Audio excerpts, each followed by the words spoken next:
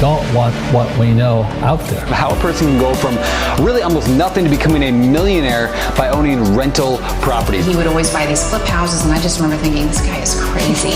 Why would he buy that house? In the past decade, there's been a huge surge in the peer-to-peer short-term rental market. Become an insider. So you have to know the rules before you get the game. Every second counts. So make every second count. Welcome to the Real Estate Jam. Whether you're just beginning or the best of the best, we're glad you're here. We will share successes, failures, and strategies for the action-taking real estate investor. And now to your hosts, JD, Annabelle, and Melissa. Hey guys, welcome to the Real Estate Jam podcast. I'm JD with my wonderful co-host, Melissa. Hello. Happy Friday. It's Friday for us. We're recording this on Friday. I'm sure it'll come out sometime next week. We're excited today. We don't have a guest, but we did want to go over some of the issues that we ran into and then some of the ways we solved those issues and pivoted in those situations in regards to one of our team members. So, Melissa? Yes, I will take over from there. Thank you. So what we're kind of really talking about is scaling. And, I think that's really important for anybody who's just starting out when you realize that maybe you need some help or so that you can use your time to do higher level thinking and things that you could task out, administrative kind of things. So we had been looking maybe 6 months in. I think 6 months in is when we started to think, hey, we could really use somebody to do some of the tasks that I'm horrible at that Melissa's really good at, but it's not the highest and best use of Melissa's time.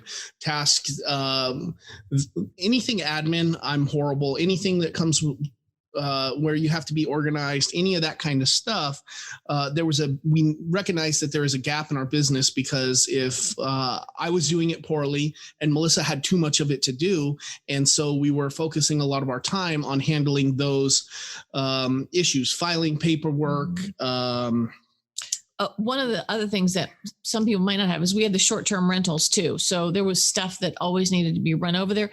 And then we were actively doing rehabs too. We've had kind of a drop in that lately, but just crazy stuff like somebody needs a key or somebody needs to be let in, or you need to take them some money, or they need something at Home Depot. And it's really more time efficient if we ran and got it to keep them on the job site. So, but what happens is that we have to leave the work that we're currently doing, depending on traffic drive. It's to go pick up a set of light bulbs from Home Depot. Really, it comes down. It is 45 minutes minimum, more likely an hour and a half for us to leave, pick them up, get them there, and then come back so we can start working again. And because we are running a business and talking to sellers and talking to buyers and doing that part of the job, it's really costing us money every time we have to step away from what our primary duty should be and do these other tasks. And so we started looking at hiring a person and decided that it would be well worth the money if we could get a good person into that seat. And correct. And our first hire that we did this, we kind of wanted a hybrid person, somebody who could do some follow-up calls too. And so we got into that person and she was really great. The first person had a lot of issues. And so she had difficulty making decisions about things like if we needed to have a meeting and we were having bagels and orange juice, it would be like 20 text messages about what kind of bagels to get. So that person probably wasn't best for us, even though we tried to continue to we tried to put her face into a different seat, and it just wasn't working. She was somebody that needed handheld and specific direction on each thing, and that again is taking away time from me being able to do my primary duties, from Melissa being able to do her primary duties to explain how to do what, in our opinion, was very basic items. And so really at the end of the day, that was a poor hiring decision on us for that position. And we ended up separating with her because she was uncomfortable in the position too. She was unable to meet the expectations that we had set out and trained and went over, and so we parted ways with her. And then really it took us quite a while to find the next candidate, because we wanted to make sure that we didn't make that mistake of hiring the wrong person for the right seat again. And so the next person, we did the hybrid, like I started to say. And we wanted her to, and she was outgoing and could hold conversations and was, engaging to speak to. And so part of the job, not a big part of it, but maybe 25% was that she would do some follow-up calls. Well, she was fantastic at doing the other stuff. Right. But at that point, we really needed somebody to help us with some follow-up calls. And she would do everything humanly possible not to have to do those, no matter if we, ask her about it, scheduled it. So then we realized that probably wasn't the right fit for us. So we moved on from her. And then we found this awesome person. She was phenomenal. She was perfect in every way. I had the mad girl crush on her because she was like everything I'd ever dreamed of. Right. And professional. Yes. She was able to hold conversations. She was intelligent. Problem solver. And not somebody that we had to watch. Okay, well, it's 9:00. Where is she? She was always here early, always putting in a little bit of extra work. She crushed the interview. And in that interview, we were like, man, why is somebody like that trying to get this type of job? She should be, looking way higher on the pay grade than this. What's the deal? And then we hired her, brought her into the office. She was working great. Perfect. We've happy. Never had an employee that was working as hard, as long, as often. And I mean, I could just ask her for like one thing. I remember that one day, and we needed some HOA information for a closing, and she had it to me in like 2 minutes. I mean, it was like crazy. And we do a preliminary background check on everybody when we hire them. And then she got sick and got COVID, like everybody in our office did. Yeah. And so while she was out, she kept texting me, asking me if she still had a job. And I was like, of course you do. You can't control. We're not going to fire you because you got sick from COVID and, almost died. Actually, she didn't almost die. She was in pretty good condition most of the time, but she was really worried about it. But I had COVID before that. Melissa had COVID before that. And we were all out for the 2-week time frame at different times. So we completely understood the situation. And it was really weird that she kept on calling us and asking if she was fired when we told her, hey, take the time that you need. Please let us know if you need anything from us. And she kept on messaging Melissa. And then she got better and was healthy and for her first day back. So she comes in and, we're all like, so glad to have you back. And she's like, I'm so glad to be back. And she starts working. And then like 15 minutes in, like at 9:15, she says, I really have something to talk to you guys about. And she was shaking and upset about it. Oh gosh. And we're like, my heart stopped. Yeah. What can we do? What's going on? Are you okay? And she said, well, she kept beating around the bush. And I was like, then I was getting pissed and I was like, what? Can you just, I can't, I don't know. We don't have time to sit around here. Oh no, please. She started talking about she's changed her life since then.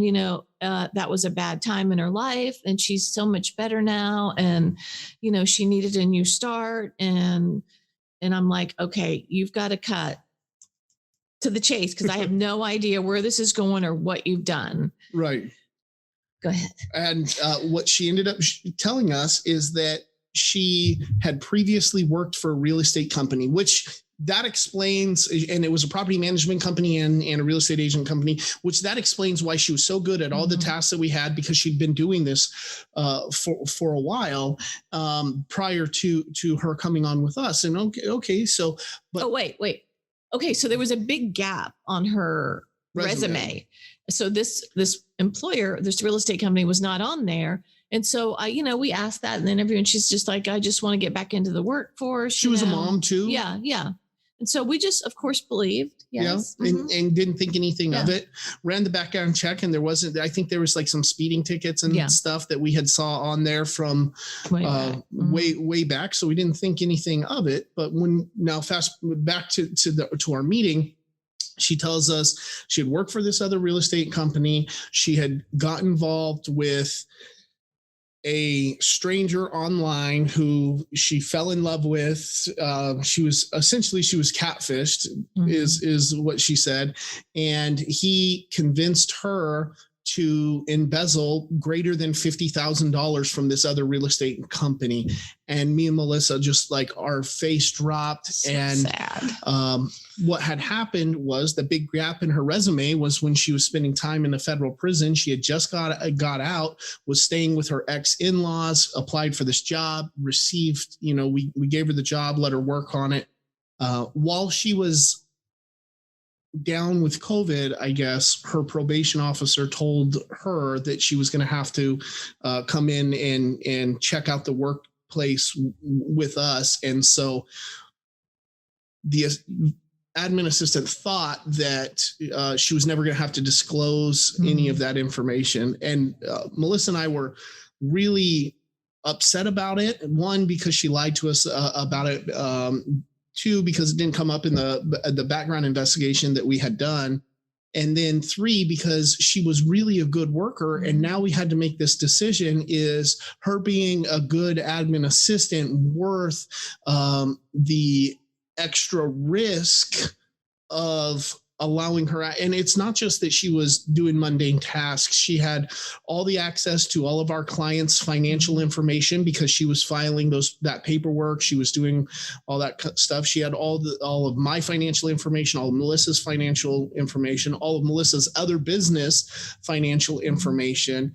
And when we talked to her, she was really sorry and she felt bad about it. And there was tons of remorse.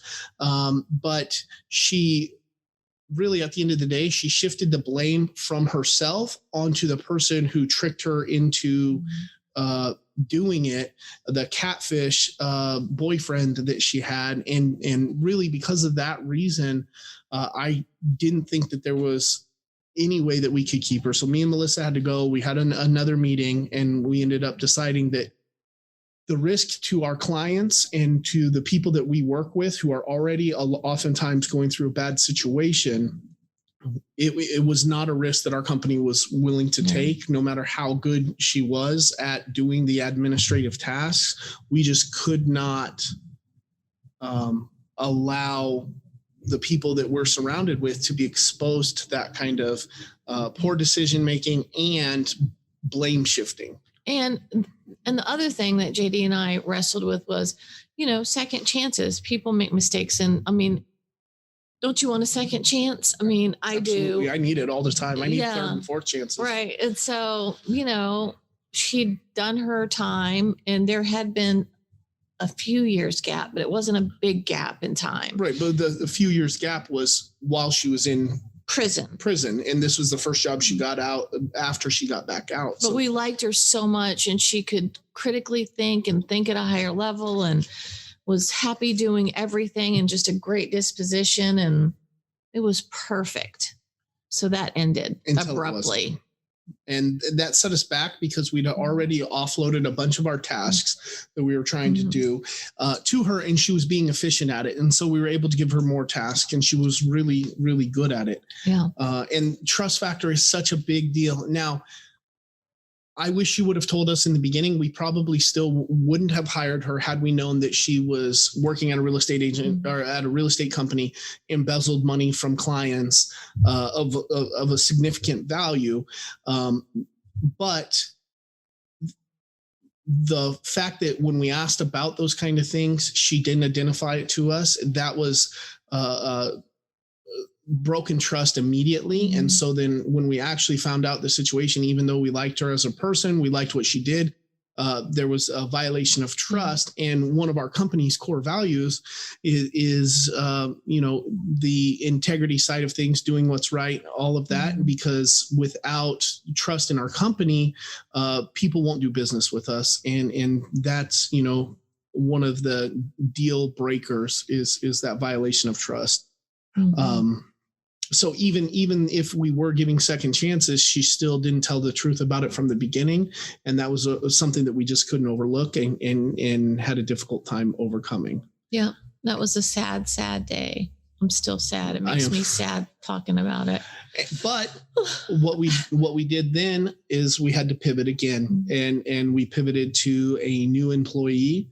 It took us a long time to find this one too.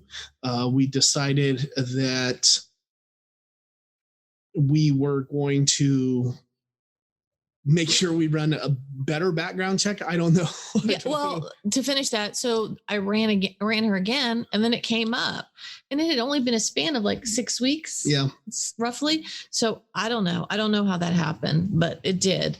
But then we interviewed a bunch more people, and then we found who we have now, and she's in college, and we liked her, but she couldn't work full time. So that's been kind of a hurdle for us, because she's only working 24 hours a week, which is, we needed more than that. But right now we're working on that. But we told all the duties coming in, that we needed. And she was like, yes, I can do it. Yes, I can do it. And so it starts out great, and she can do them.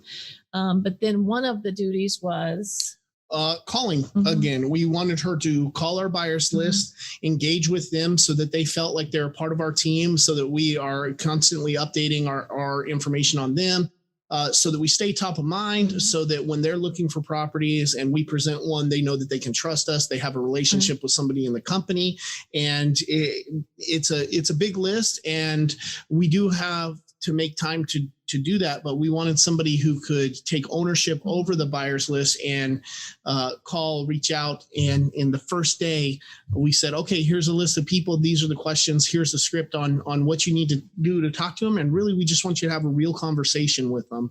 But wait, we were like a week and a half or 2 weeks in. Right. So she was doing all these other tasks and doing fantastic job. All the admin tasks. Yes. And we told her, once you master these and you feel comfortable with these, let us know, because we got more work for you. And so she's, getting her stuff done and coming up with her own systems on how to operate it. And then she's asking, okay, well, do you guys have anything else? Do you have anything else? So then we're trying to push more and more of these tasks. And one of them, the buyers list, is a super time consuming task for us. And we wanted to see if she could handle that. And we gave her the task, and she made maybe like 3 phone calls before lunch. And they were horrible. It was, I don't know. Now she is quite a bit younger, and I'm not sure if it's a generational thing where they much rather prefer to text than talk on the phone. I'm not sure if it's because she was intimidated because she was new to this company. But she struggled with it so much so that she asked after the 3rd phone call, hey, can I go grab some lunch? And we're like, okay, fine. As soon as she left, me and Melissa looked at each other. We were like, she cannot do these calls. There's no way she can do these calls. But in the past, we would have immediately just said, okay, we're going to let this person go. Right. But now what we realized is that it sucks that she can't do that, because that's a major piece of our task and something that we need to have happen. But is she good enough doing the other things and staying organized and helping us do that we can pivot away from having her call the buyers list and have her focus on those other tasks? Do we have enough work for her? And the answer is yes. She's never not busy. And so we went with that. Now, instead of giving her the cold call or calling buyers, we decided to train her up on how to operate our text messages, sending and responding to text messages prior to pushing them over into our CRM. And that was something that she was super comfortable with. She was very comfortable with. At first, she was a little apprehensive about what to say, what she was allowed to say, how to text them. But we were able to train her on the proper way to do it, what we were looking for, explain to her why we were doing it and the concepts behind it. And then she was able to take that and run with it, which saved us tons of time responding.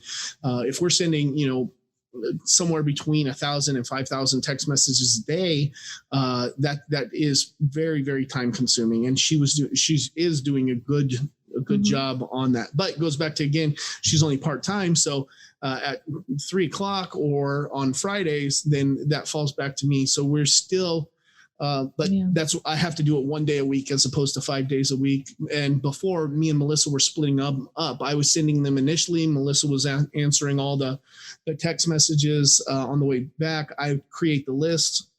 Now, we've pretty much turned that over to her. And a lot of times we're not doing them on Friday because we're out on appointments or going other places anyway. And although I am sad to have given that job up because it was definitely entertaining.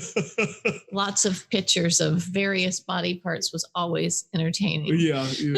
And that was definitely part of the in brief on this is like, hey, if you're easily offended, just delete these messages, block them. It's fine. Yeah. Sorry for what you're about to see.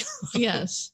So just to go over we kind of got off subject, but what an admin assistant can do for you. And then at what point is that person somebody you want to bring on your team? So she's really helped us, like freed us up with, text messaging, probate list scraping from the county website. We're having her, she's doing all of our Freedom of Information Act requests monthly to the water shutoff. She's doing the code enforcement violations. She's doing the arrest records.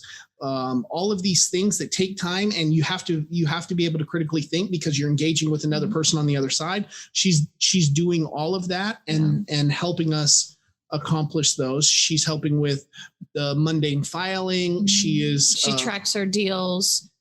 One of the things cards that she's really doing that helps me out is that I'm such a horrible person when it comes to accounting my business expenses. Anytime I get a receipt that is for my business expenses, I give it to her. She files it for me, puts it into a spreadsheet. That way, hopefully next year I'll get my taxes done on time.